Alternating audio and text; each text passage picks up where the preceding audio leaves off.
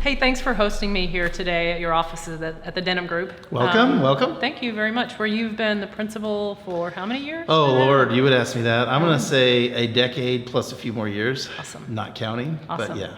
So we're going to fast forward to last year. Mayor Nierenberg asked you to chair the Airport Planning Committee. Tell me a Yes. little bit about the work that's been done there.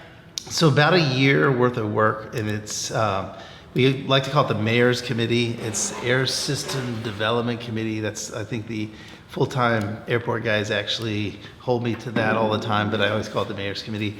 But really what it was to articulate the needs of the community in the form of the airport. Really to, as I like to say, is take an asset that we kind of just assume is there and make it a higher priority in the public policy realm.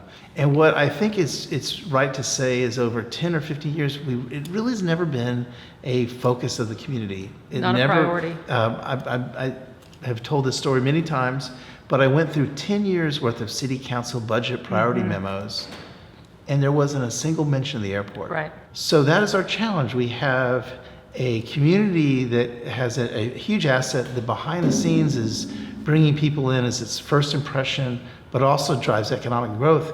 To put it another way, the lack of a first-class airport really puts us at a disadvantage, particularly in a convention-driven business and a very tourism-driven economy. So while the committee is doing its work, the airport has also been launching its strategic planning process, I believe, back in August. That's correct. How do those two kind of intersect? Where are you seeing the intersection? Yeah, that's a great question. We get asked all the time. Yeah. And we got our own committee members ask that question. Essentially what we've done, there's an FAA mandated study that has to be accomplished. We piggybacked off of that and used the strategic, the data and the strategic input from that process to what they're looking at is really the 10 to 15 years of demand and what I call very tactical things. Where does the airport need to grow given those demand pictures? What we're doing is adding essentially a layer of vision on top of that. It sounds a little bit corny, but we're saying this is where the community wants the airport to be, regardless of what FAA mandated requirements are out there. And let me give you a specific example. One thing that the committee learned throughout the process is that the FAA, through its granting process, pays for much of the airfield infrastructure. Runways, taxiways, tower, electronics, all that. It's the terminal facilities that the local municipalities or authorities typically pay for. Right.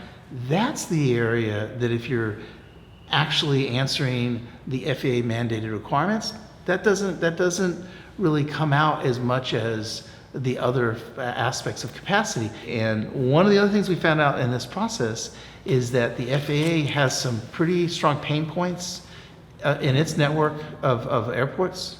We're not perceived to be one of those pain points. And that's important. So we've got to articulate our vision in spite of the fact that at the FAA level, the national level, we are not viewed to have a problem. And at the state level, if you go to Austin right now, I don't think there's a lot of bills being filed at the ledge to enhance San Antonio's airport experience. Right. I mean, these are perceived to be local issues around economic development and perception. And essentially what our goal has been, even if it's unarticulated, is to take what many have perceived to be an economic development liability, which I vehemently disagree with, and take that and make that into a economic development strength. So let's talk just a minute about the differing opinions. And really one of the things that the committee was put together for was a differing opinion of, do we expand on the current location and do we grow there, or do we look at land acquisition north of San Antonio? Tell me a little bit about your thoughts on where we landed there.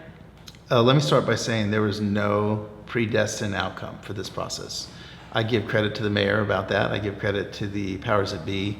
And as a matter of fact, multiple times throughout the process, they said, let's wait for the process to work out. It was data-driven, fact-based. And that was that's where most of the energy was spent in the first 9 months, is to answer that question. We looked at it from many different angles, not just the north, but also looked at the south, looked at Port of SA and that airfield, which is, by the way, owned by the U.S. Air Force. We looked at the southern part of Bexar County, available real estate. And what we ended up with is we found no compelling reason to move the airport for 2 or 3 reasons. Number one, the cost would be at the low end 3 to 4 billion, upwards to 8 billion for land acquisition, rights of way, and everything.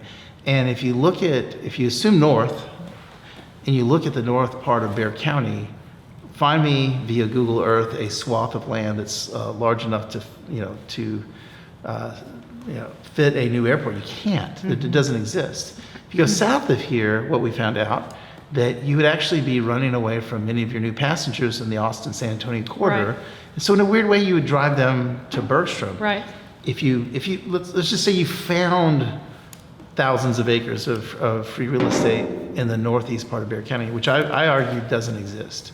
If you found them, in a weird way, if you move the airport closer, the airlines might actually view Austin and San Antonio as a unified market and service the market out of Bergstrom and not San Antonio, which is another thing we learned in the process was whether we like it or not, our passengers and the airlines view San Antonio, Austin as a unified market. And so we viewed everything through that competitive lens. We didn't find a compelling reason to move the airport. The other thing is, if you look at the real estate to the right of Terminal A, to the right of Terminal B, we have lots we do have lots of real estate on the tarmac, and we have options with a second runway for a parallel dependent runway, which is near, and some potential for a parallel independent runway with some land acquisition costs.